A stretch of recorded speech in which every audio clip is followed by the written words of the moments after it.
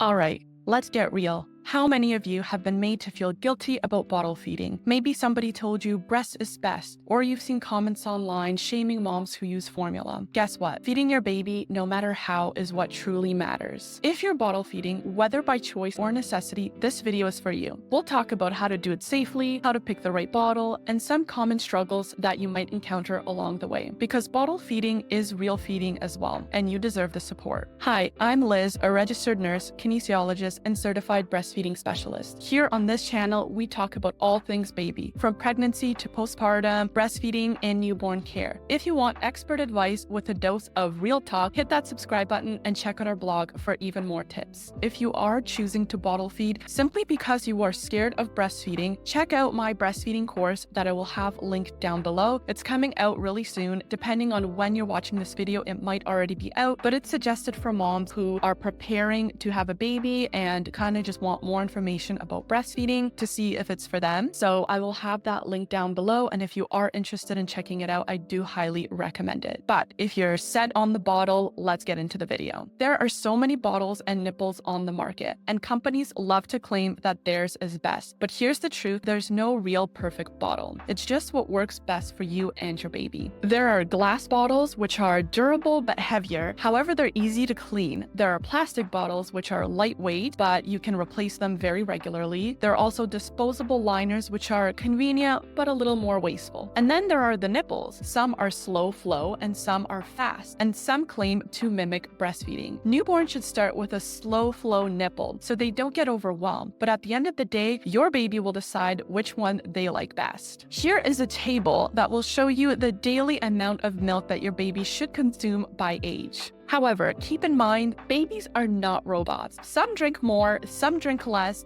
so instead of obsessing over the ounces, watch for hunger cues and fullness signs. If they turn away or stop sucking, they're full. If they root or suck on their hands, they're probably hungry. Alright, let's talk about technique. Bottle feeding isn't just about sticking a bottle in a baby's mouth. It's about making sure that they're comfortable and safe. Start off by holding the baby in a semi-upright position. Tilt the bottle so the nipple stays full of milk. This reduces air intake and gas. And be sure to switch sides between the left and the right side. Just like breastfeeding, at the end of the day, formula does contain all the nutrients that your baby needs. This helps with development. And this should be self-explanatory, but whatever you do, don't prop the bottle and walk away. Babies can choke. And feeding time is about bonding as well. Like breastfeeding, bottle feeding isn't always smooth sailing. Here are some common problems and how to fix them. If baby is drinking too slowly, try a slightly faster nipple flow. If baby keeps choking on the milk, switch to a slower nipple flow and make sure to prop them upright. If baby refuses the bottle altogether, try different nipple shapes or milk temperatures. Make sure it's not too hot, but we'll get into that in a minute. If baby spits up a lot,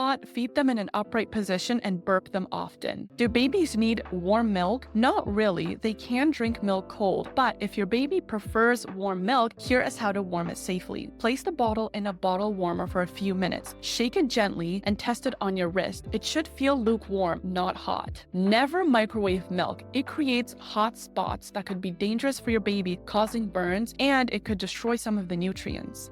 Let's talk about cleaning, because a dirty bottle could also make your baby sick. Wash bottles immediately after use using hot soapy water. Use a bottle brush to scrub all the parts, and then rinse thoroughly and air dry. Sterilize the bottles daily for babies under 4 months old. Let's get into some myth busting and clear up some myths, because I hear these all the time. First, bottle-fed babies don't bond with their parents. This is false. Feeding is bonding time, no matter the method. Second myth, formula is bad for babies. False. Formula is not bad for babies. Modern formulas are designed to provide all the essential nutrients that the baby needs. Although formula does lack in some factors that are contained in breastfed milk, such as antibodies and bioactive factors, babies get lazy if they use the bottle. That's not true. Many babies can switch between bottle and breast. However, if you are doing that, I would wait 1 month to actually start introducing the bottle to the baby and just stick to the breast for that first month. And this is because there are different muscle chemicals that are required to extract milk from the breast than the bottle, and the baby could get confused in that first month when it's learning to breastfeed. But after breastfeeding is established, usually you could switch between breastfeeding and bottle feeding, no problem. Moms, dads, caregivers, you're doing amazing. Whether you're breastfeeding, bottle feeding, or combo feeding, the most important thing is that your baby is fed, loved, and thriving, so trust yourself. What's been your biggest challenge with bottle feeding? Leave your comments down below and I'll try my best to answer every single one of them. If this helped, hit the like button, subscribe, and check out my blog for more expert-backed tips. I'll see you in the next video.